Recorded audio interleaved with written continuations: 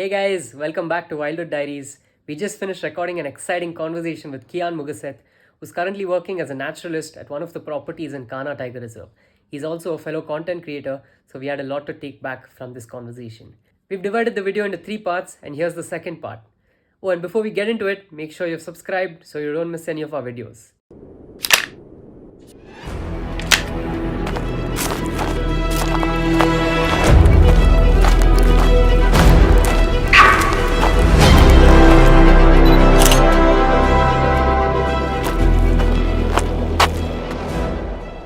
How can we talk about Kanha and not talk about the Barasingha, right? The Western Absolutely. swarm deer, that were down to what, 30 60, individuals? 66. 60 60, individuals 66. Yeah. in the late Hmm. 1960s or something like that. 1916, yeah. And they've bounced back and how, right? Today, over 1,000 One, individuals today?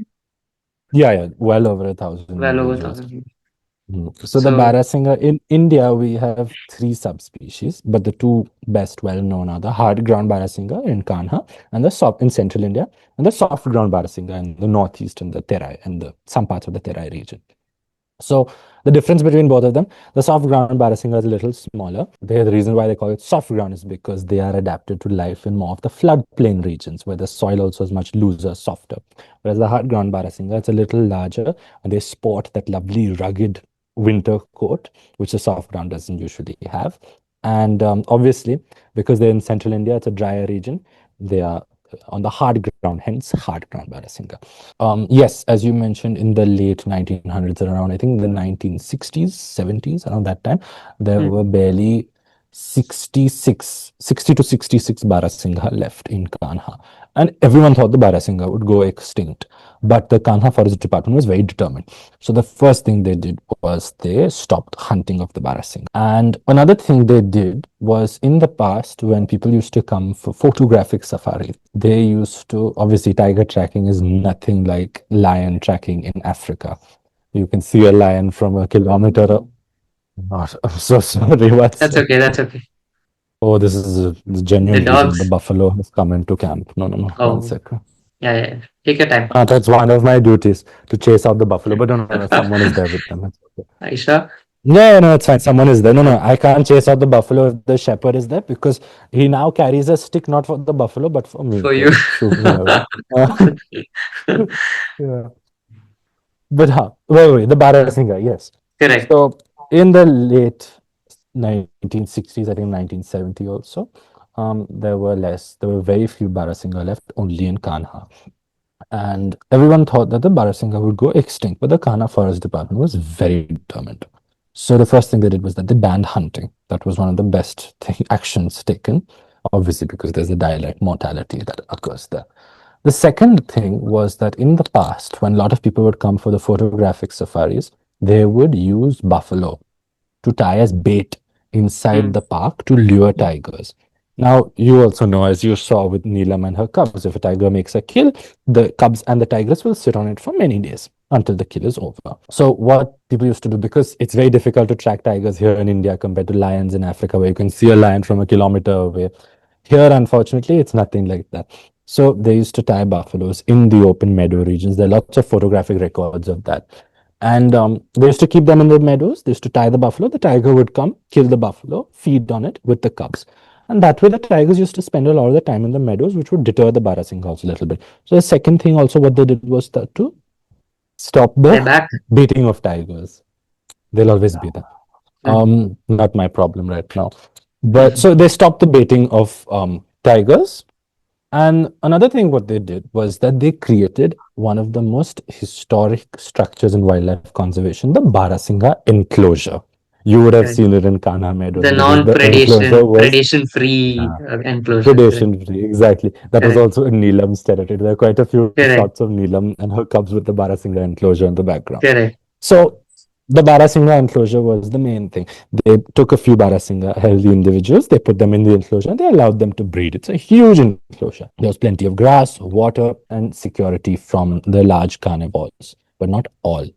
So the enclosure was designed to keep out tiger, leopard, wild dog, jackal, all the main mammalian carnivores that we believe. But when we think of large carnivores, especially in central India, a lot of the times we tend to forget the more reptilian ones.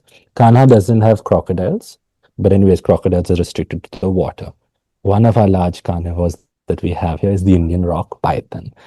And when the Barasingha bred very well in the enclosure, so the babies, when the fawns were born, they'd be sitting down on the ground helpless, but their scent would attract pythons. The pythons would slither under the enclosure and eat the fawn.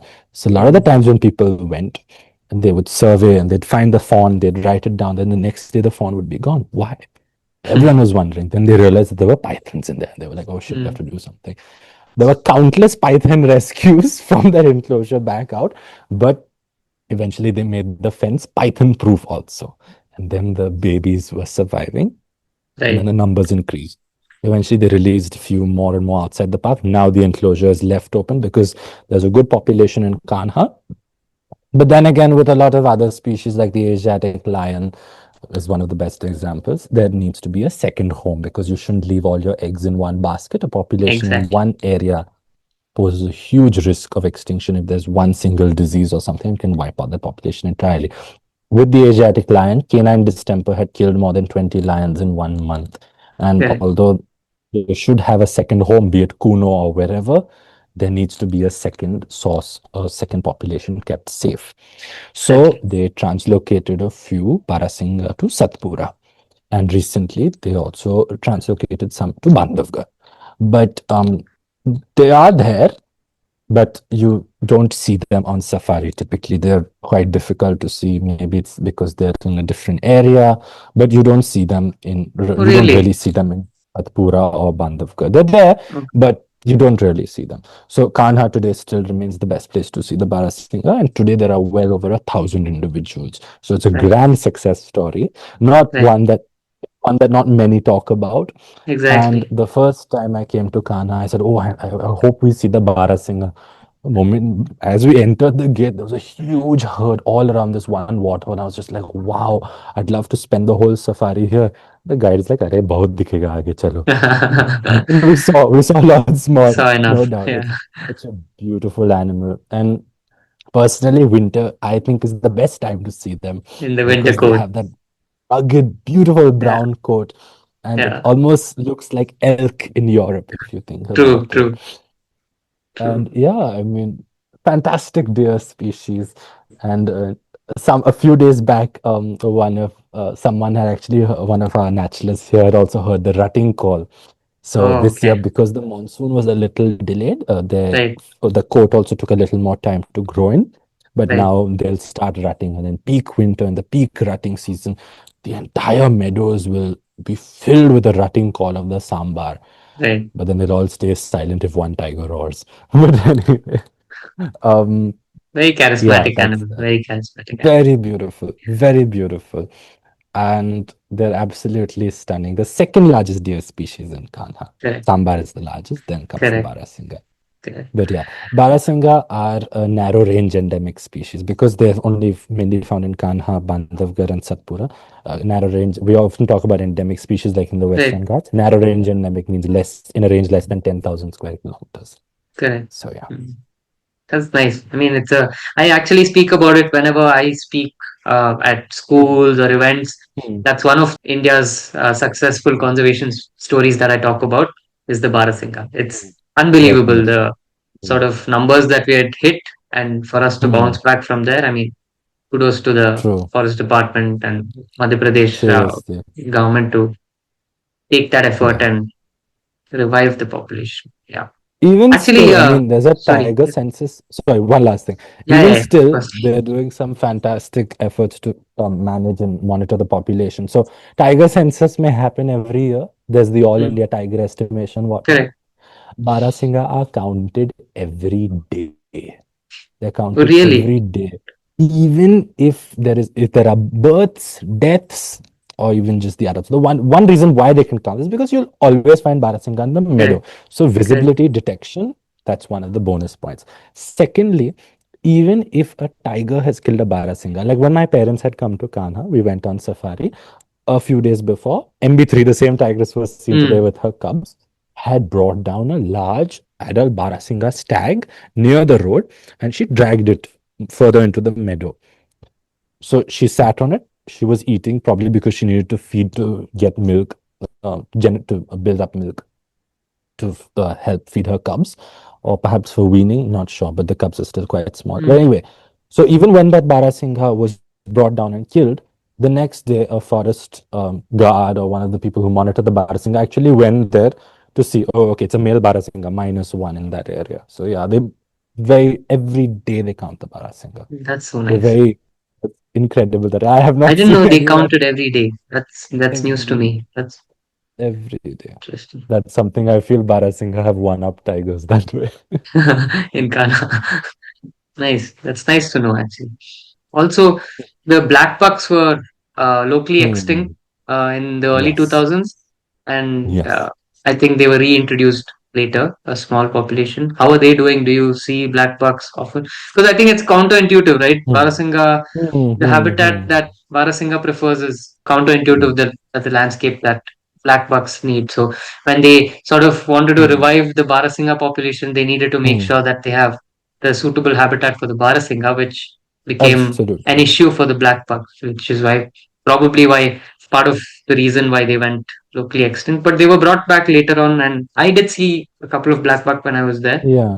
How are they Yeah. Yeah. doing? How are Yeah. the black bucks doing now? So Barasingha and blackbuck are two very lovely native herbivores that we have in central India and open meadow grassland Correct, species. correct. Definitely. But the thing is that Barasingha have done well because they have their proper grasses. Sorry, Molly. Mm, Dog. Um, but the black buck unfortunately are not doing too well. So mm, historically, George Schaller and other conservationists had recorded the black buck in Kanha. It's there in the deer and the tiger also. that, yeah. But when they went locally extinct, the forest department, I think it was in 2014, 13, something like that, in the early in the 2000s only, they reintroduced the black buck. They got around 40 odd individuals and they released them into they got a few individuals. They bred a little, I think, in the soft enclosure and they released them. Unfortunately, they are not doing too well. That's Mm, because the grass species they require, like the certain Themida grass that's here, are too tall, perhaps. And black buck, if you see, require more continuous grassland habitat. They do correct, very well in the open, arid scrublands. So in correct, Rajasthan and Gujarat, Velavadar, best example. correct. So when Kanha, the meadows are nice, but unfortunately, they are not very suitable for black buck. Also, black buck are very fast, but then Mm, again, in more continuous habitat. So, and also because, and they don't do very well in these forest patches. Yeah, you may see sometimes the black buck in under the large sal trees or something, but resting. typically they are more open, resting, or yeah, just Yeah. moving through or foraging. Yeah. So unfortunately, their numbers have declined, and today there are less than 10 of them. And even in the Okay. tourism area that we go, near Shravantal, I think just further up ahead from Shravantal, there is a spot where we do see black buck. But this season, when I came, the first time I had come to Kanha, I did see around 8 to 10 individuals. So that was a good Mm, number. But today, I mean, this season when I've come, just seen two males really. okay. So it's likely that they would be heading again to local extinction. But also, Right. then again, along with habitat and grasses and the grassland region, there's also predation pressure from leopard and jackal. That's the thing. The main predators of black buck are the Indian wolf, actually, but also the Asiatic cheetah, which is no more. And all these three animals prefer more open, continuous grassland. So it's a Right. little difficult for them to survive in Kanha. Understand. I saw a couple of black buck earlier this month. No, I think it was in October. We have this landscape in the Madhugiri district in Karnataka. It's called Jaimangli Hmm. Black Buck Conservation Reserve. So Yeah, I'd yeah, been there yeah. with my cousin earlier and we saw Uh, quite a few. I think we must have yeah. seen over 40, 50 individuals. There are a lot of black buck Wow. in the Yeah. reserve. So black bucks are again very charismatic animal. some of these species, I just have soft corner towards, I think. Absolutely, absolutely. Yeah, Black buck are truly something else and a very yeah, beautiful, typical antelope species. Even when I take guests exactly. on safari, it's very Yeah, easy to help identify, that's a black buck. It has horns, whereas the spotted deer on the side have has antlers. antlers. So let's make it a little fun. You can Mm, maybe share some interesting experience you had at Kanha, maybe somewhere else earlier in your life. Something interesting that the viewers would love to mm, hear. definitely. Let me ask you, bird, mammal, or reptile? What would you want to hear about? Any. I told you, Okay. we some of us don't Uh, have preferences like many people do. Like okay. they're hardcore Mm, birders, as in they there's almost sort fair of enough. hate the Mm. reptiles. We want to hear everything about all the wildlife that's around. Fair enough. I'll say maybe one of each then. But Sure, I'll make it short if you want. sure. Um, in Kanha, so my favorite birds are vultures. So not just because I'm a Parsi, but also because they're really beautiful birds, and to see them flying and soaring in the sky so effortlessly is just gorgeous. The red-headed vulture is one bird that I had only seen in 2019 last. A very difficult bird to find because vultures, a lot of vultures you'd find in the countryside, but red-headed vultures are found more towards the forest areas mainly. And they are critically endangered. One of the rarest vulture species in India, you can say, hands down. They're resident, but very difficult to see. Kanha has a good population, but I have done many trips and visits to Kanha, but I have never seen a single red-headed vulture. Others have seen, but I Okay, had never seen a red-headed vulture. Then when I came for this naturalist work, my first safari I had was with a very sweet Parsi couple, elderly Parsi couple, when we went in the park.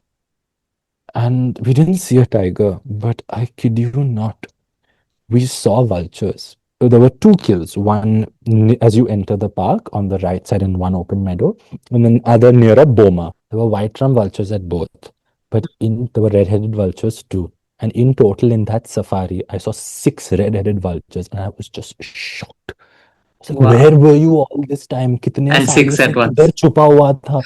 Six at once. It was insane, insane. And ever since then, when I've gone, this season has been may not like the tiger sightings in winter are a little lower, but the quality is good. Where you can get a head-on sighting also. Mm. Tigers move around in winter more, whereas in summer they'll be in the water. So, but tiger sightings are also quite nice here. But the red-headed sightings have been phenomenal in my opinion. Mm. It's like when it So, comes, it rains. Mm. yeah, really, Yeah, really. yeah. So either they've bred really well or they're quite active. I don't know, but it's really lovely to see them. I got some Nice. nice photographs also. So that's Oh, one nice. thing. Nice. Um, You should post some of yeah, these photographs. I don't think you're I regular will. with your I posting. will. I used to be very regular, but Yeah. I've just been a bit tied down. Because But yeah, all of us would love to see these pictures. 100% I am going to post Yeah. them on my story first. That's one Yeah. first step. But Why? definitely, I do plan to post a lot more. Yeah. One of the things I'm doing for Sharekar also is helping with the posts on Insta. So Okay. definitely, one of my best reptile moments would undoubtedly have to be in Agumbe with KCR many years ago. Mm. There was this one rescue call we had got where there was this king cobra that was seen outside someone's house. So we immediately raced there, and it had actually just fed on a rat snake. Okay. So as we got there and we looked, it had already swallowed the whole thing. So Gauri sir, who was with us, he identified it as a female king, and he requested the farmer saying, and the person there saying, the people actually, because there were a few houses around, saying, listen, this is a female. She's just eaten, and this is the breeding season. So now that she's eaten, she's ready to mate. So before mating, king cobras will have one meal, and then they'll eat only after. Correct. So he requested them, we'd love to track this cobra. We'll send a few volunteers and whatever to monitor it. And mind you, this is not with any radio transmitter, nothing. You can Mm. collar a tiger, but if you even think about collaring a snake, it'll just zoop through. So you surgically put in the transmitter and Radiant whatnot. element. But Yeah. this was nothing like that. This was just on Correct. vision. Since this was the breeding season, she was ready to mate. And she was coiled up in the burrows around the farm. We were sent there every morning. I didn't go. I wasn't sent every day, but I was sent on quite a few days. And we would wake up at around 6 o'clock, reach there by 7:30, and then stay there all the way till 8 o'clock in the evening, monitoring, checking is it there, because king cobras are diurnal. Correct. And one of the days I remember we were watching the king, and every morning at around 8:30, around that time, he would come out, look around from the burrow. Oh, sorry, this was the male. So a male had Mm, come. The female was inside the burrow. The male was also there. They were mating inside. So every mm, morning, the male would come out. He would look around, take a whole little circle of this one area right next to the field, in between the farm and the field. So they were there near the fence region. He'd come out, take a circle, almost as if he's patrolling the area, yeah. leaving his scent, whatever, and then he'll Mm, go back in. And we were thinking of giving this male some, nice name, but the people there, they ended up calling him Raju. So we called him Raju. And how we could identify Raju was this small scale under his eye that had a little uh, black marking. And because I okay. had a Nikon T1000, I could zoom in and take You could photos. see, Ha, huh? where's your macro lens helping you now? But, so yeah. Uh, But so one day he got out as usual, patrolled the area, and he came back. In the evening that day, a new male had come into the scene. So we were all waiting, and we were thinking, oh, tomorrow he'll fight for sure. So the mm. next day we came early in the morning. We went, sat there. One of us would sit here, one of us would be. We were So you all had eyes seen on the him. new male, or you've heard about a new male They, in no, there? no, they saw the They evening before. saw They him. saw the new male. He was coiled up a little further away on the Okay. towards the edge of the fields near a Okay. plantation area. Okay. So then in the morning, Raja came out, took his one patrol, and then someone had seen the male king moving towards the plantation. So Raja followed. One person went behind Raju, and Raju. Mm. suddenly the rival male took a U-turn from there and came slithering back, almost as fooling him. Acha, acha, I'm Who, good there, I'm good there, I'm good. uh. So he went and he was trying to get into the burrow. Then he was nearing the burrow, and suddenly Raju, who was there, he realized that he's been conned. He came racing back Really? and he lunged towards him. And then we couldn't see anything because it was the thickets. Then suddenly we heard the duk sound like that. It was me and my friend Daimler. Then Correct. I know suddenly both Daimler. of them, yeah, oh, you know them. Oh, super. Yeah, I know So Daimler. Daimler and I, we were both there. Suddenly they raised their heads up, and that's when it began, the combat, the dance of the dragons, the male combat of the kings. So they were fighting and everything. I ran to grab my camera, and I Yeah. came running back. And suddenly both of them bursted out of the bushes. And this is under the hot sun at 11:30, 10:30, 11, and in like April, mind you. So it is Mm, blistering, and they're mm. both fighting, and they fight for a good half an hour, pounding each other, pushing the rival to the ground until finally the rival slithers off. One of them slithers off, and then one goes ahead and lunges and bites his tail, Correct. as a way that Correct. don't come back. Correct. Slithers off. As this king cobra comes towards the ditch, moving towards the burrow, I need to get one photo to see if this is the rival or if it's Raju or, Raju. huh. Yeah, yeah. So I zoom in, I take the photo, and I notice he has that one scale under his eye. And then one of the resident ladies there, she came, who is it? Who is it? I show her, I say, look, oh, Raju. Raju has won, and she gets very happy, shouting. It feels But personal. yeah, it feels personal. They Yeah. also get this attachment like that. And one thing Yeah. that's so fascinating is the coexistence they have with king cobras there. Like, I kid Yeah. you not, Shobha auntie had told me, like, we don't have a problem if a king cobra has come. King cobra will come, it'll stay quiet in one corner, we will see it, and we'll just call you. Yeah. But they called it polite, mind you. King cobras, they called them polite. But they're actually more scared of she was more scared of Mm. spectacle cobras than kings because they're smaller and they know they're smaller, so Correct. they show more aggression. Correct. So she called Exactly. spectacle cobra rude and angry. But yeah, And the king cobra is polite. uh, polite and big. So yeah, Mm. it's fascinating to see the coexistence and the So nice. stories they Yeah. have to share. Agumbe is like the epitome of like coexistence. Seriously, it's Unreal. just Unreal. something else. Yeah. Unreal. Absolutely. Do Unreal. you have any stories of animals on foot or Hmm. anything, man? Yeah, I mean, Elephant? so we had set up camera traps at one of my uncle's farm, which is close to Hmm. Bannerghatta again, on the fringes of Hmm. Hmm. Bannerghatta. So we had Hmm. set up camera traps. I think this was in 24. Yeah, 2024. Hmm. And we had let it be for about a month or maybe even more, maybe about 50 days. And Huh. we went back to check after, yeah, like around 50 days. And it's a walk from where his house is in the farm Hmm. and to where we had Hmm. set up the camera traps. It's Right. about a 10-minute walk. And just beyond the, what, as in beyond Hmm. the site where we had set up the camera traps, there's a little lake. You can say, you may say it's a big pond, not really a lake, a large pond. And Hmm. that's also reason why we had set up the Right. camera traps there, hoping that there's some movement around there. And we knew there were elephants moving around. We knew, we weren't sure. My uncle says he may have seen a leopard once, but we weren't sure. But I'm sure. I mean, there's leopards Hmm. around for sure, but we weren't sure if we'd get them on the camera trap. So we Right. were very excited, and we had set it up. Hmm. Yeah, and we had let it be for about a month. And the day we went A back to check, month.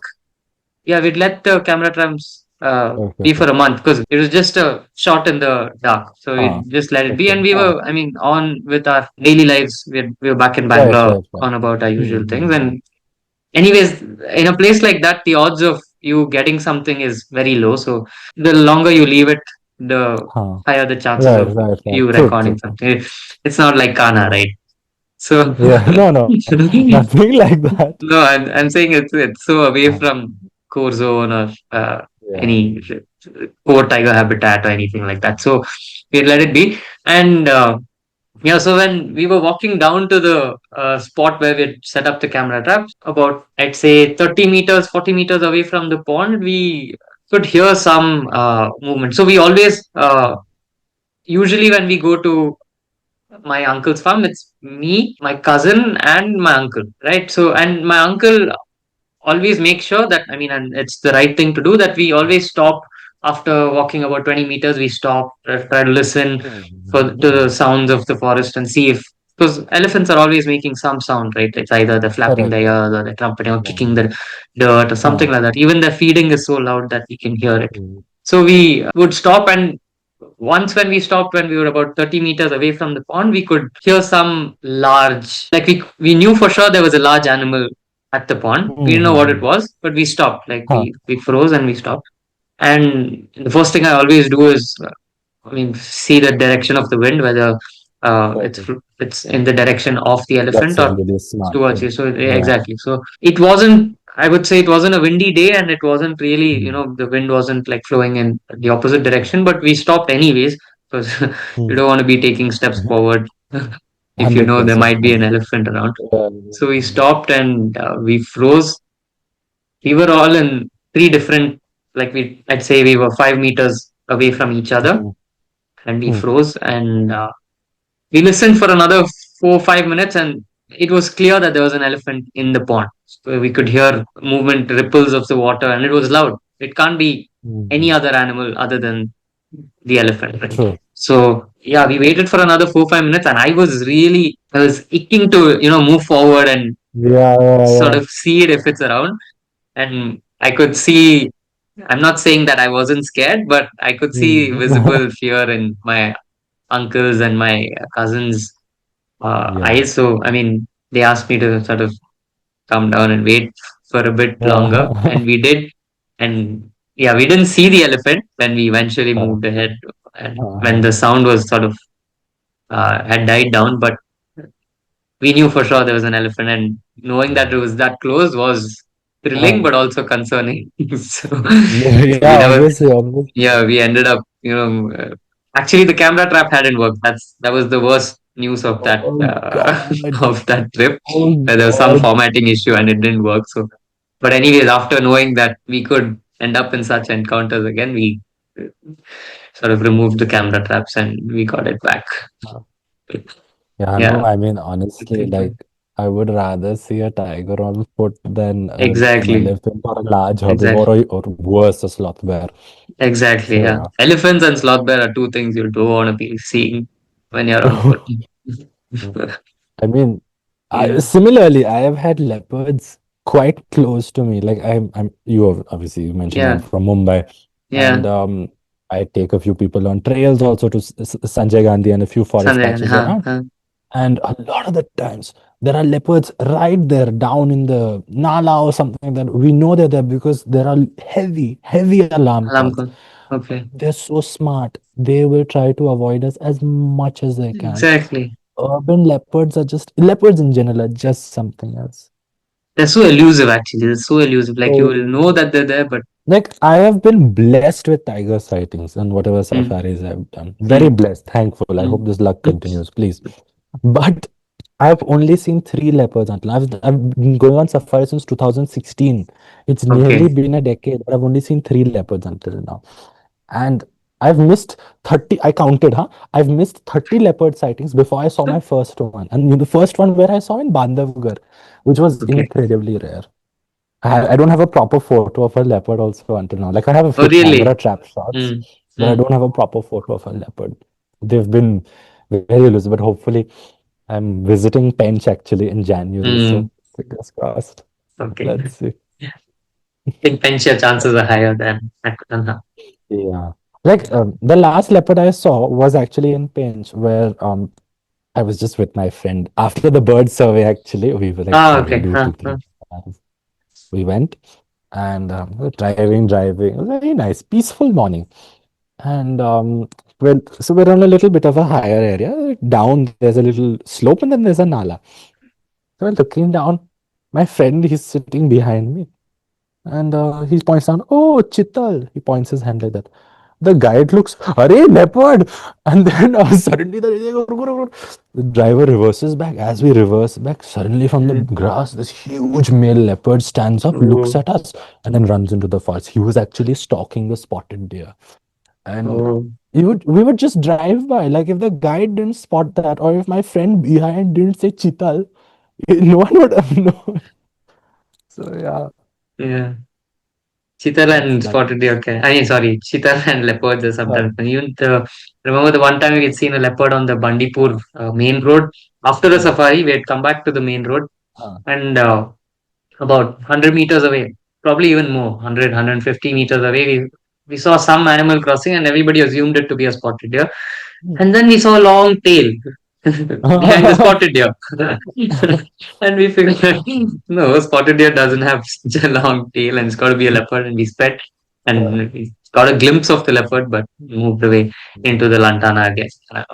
But yeah, spotted Crazy. deer and leopard can be a little confusing sometimes. If the lighting is off, It's so you good. could get, Yeah. yeah, I agree. yeah, 100% I agree. 100%. The number of misunderstandings people have on yeah. safari.